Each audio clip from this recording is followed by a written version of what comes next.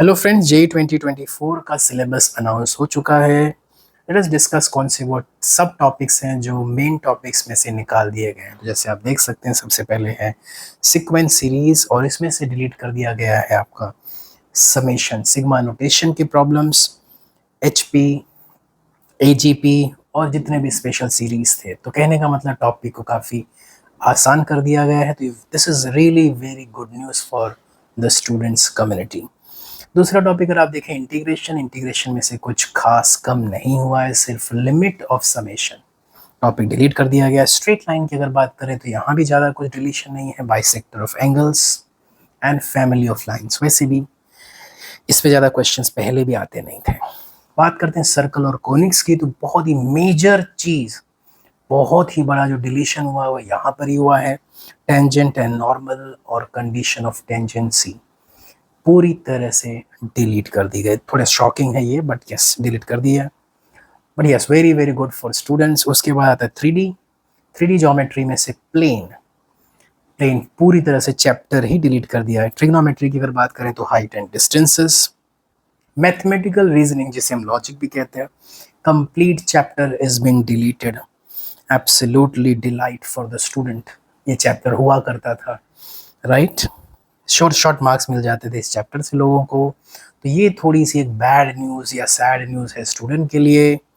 But फिर भी syllabus कम होना और इतनी तरह ड्रास्टिकली कम होना is a very very good news for students. उसके बाद principle of mathematical induction topic deleted, पहले भी कुछ क्वेश्चंस इस पे आते नहीं थे। कॉम्प्लेक्स नंबर को भी हल्का किया है, square root of complex number, triangular inequality, nth root of complex number, ये सब डिलीटेड है।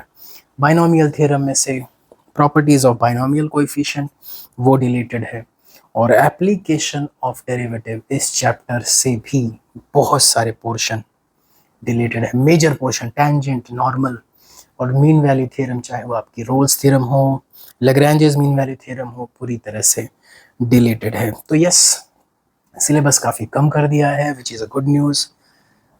बट एक चीज़ यहाँ से देख के ये भी समझ में आती है कि हमारी जो सरकारें हैं, जो भी डिसीजन मेकिंग बॉडीज़ हैं, उनको स्टूडेंट्स की कोई चिंता नहीं है। They are not bothered about students. Exam के 2 महीने पहले स्टूडेंट को बताया जा रहा है कि ये तुम्हारा सिलेबस है। अच्छा होता कि अगर ये 2 साल पहले, जब वो स्टूडेंट 10th पास करके 11th पढ़ने जा रहा था, अगर उसको उसी वक्त ये सिलेबस पता चल गया होता तो उसका बहुत सारा टाइम, एनर्जी वेस्ट नहीं होता। बट यस, शायद ये सरकारें स्टूडेंट्स के बारे में ऐसा ही सोचती हैं, या उनको कोई मैटर नहीं। शायद आप वोट नहीं डालते जो 11th-12th के बच्चे हैं वोट नहीं डालते, उनकी आवाज़ कौन सुनेगा? उनकी आवाज़। तो मेरे सरकार से रिक्वेस्ट है, गवर्नमेंट से रिक्वेस्ट है कि फ्यूचर में इस तरह से एजुकेशन रिलेटेड कोई भी डिसीजन हो तो उसमें बच्चों के बेनिफिट का ध्यान रखें। ऐसा कोई भी डिसीजन लास्ट मोमेंट पे हैपेजेड मैनर में जिस तरह से इस बार लिया है, डिसीजन अच्छा है, सिलेबस कम किया है, that is very good.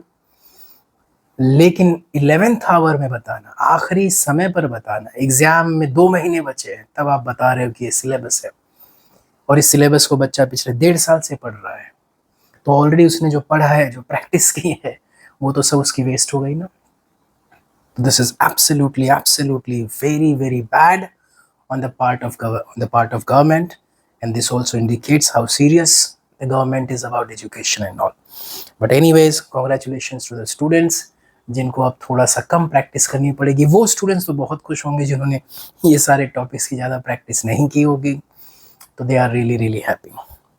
Anyways, तो ये सारे लिस्ट ऑफ टॉपिक्स थे जो डिलीट कर दिए गए हैं एज कम्पेयर टू JEE 2023 के सिलेबस के अकॉर्डिंग।